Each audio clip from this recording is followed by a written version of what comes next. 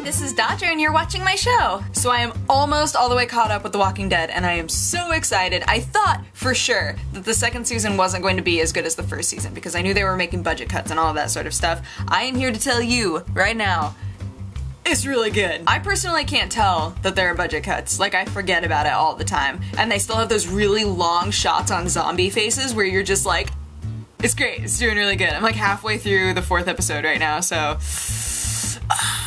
making it last. So first up, some stats that I thought were kind of interesting is that worldwide right now, and specifically in the UK, Battlefield 3 is actually #1 on like almost every list, except in America. In America, Uncharted 3 is #1. Well, in Japan, Final Fantasy Type 0 is #1, but I thought that it was funny that Battlefield 3 and Uncharted 3 are like, test your might. Did I ever tell you guys that my alarm used to be the Mortal Kombat theme? That song wakes you up. You guys should also know that on most lists, Just Dance 3 is in the top 5. I can't really make any sort of like judgmental face about Just Dance because I haven't played 1 or 2. So who am I to say 3 is probably a terrible game? I can't believe that it would be on the top 5. But it is funny that it's up on there. Maybe it means it's great.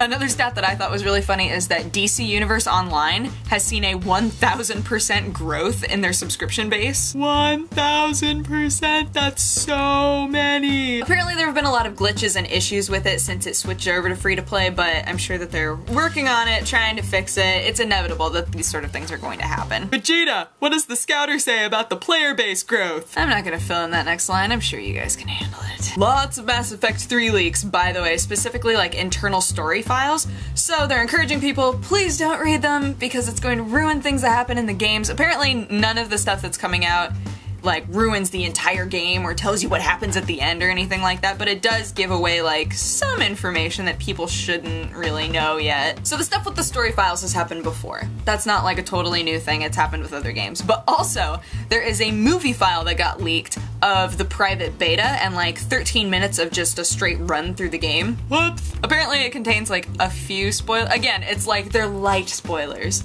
They're little snippy spoilers. But we have talked before about how I feel about leaks, so I'm not going to watch that video. And if you want to find it, you can find it yourself. I'll link you guys to it, why not? Anyone who is super excited about the Dragon Quest X beta, only people in Japan can be part of it. I want to play this game so bad, but apparently in the beta, they're not really telling you any of the story. You can't access most of the story, you can see the prologue, and some of the bosses that you'll fight in the final game are going to be there, but you won't know any of the storyline. But again, this is only for people who live in Japan. We can't, Americans and others cannot be part of this beta. Now something that may or may not be lame is that in Japan, they are going to have a subscription fee for this game. But like I've said before when I've talked about this game, they're planning on not having a subscription fee here, so it might be only in Japan that they would have a monthly subscription fee and then it would be free everywhere else. It's hard to say, it's happened with other games. Monster Hunter Tri had a subscription, but we didn't wind up having to pay a subscription if we wanted to play it. They take their Dragon Quest seriously in Japan, so this game is gonna know what's up. Looking at pictures though, I think it's just the Dragon Ball Z lover in me that just goes, oh, Dragon Quest MMO, I can pretend that I'm in Dragon Ball Z. Final bit of news, those of you who are excited about Ultimate Marvel vs. Capcom 3, there are 4 videos,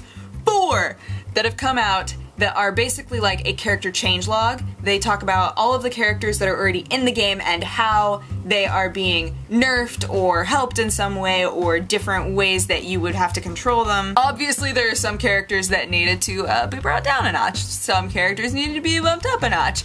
And for some characters, like, things just didn't make sense. So they're fixing a lot of stuff. It's their opportunity to do that along with bringing in the new characters. So if you want to see how your favorite characters are going to be different in the game, if they're going to be different in the game, there are those 4 videos. I will link you to the first one because I think that they all link together. Actually, let me check. Yeah, they're all in the sidebar. Yeah, you can, yeah, I'll just link you to the first one. Anywho, that's my show. Thank you so much for watching. If you have a positive or a negative response, feel free to leave it in the comment section.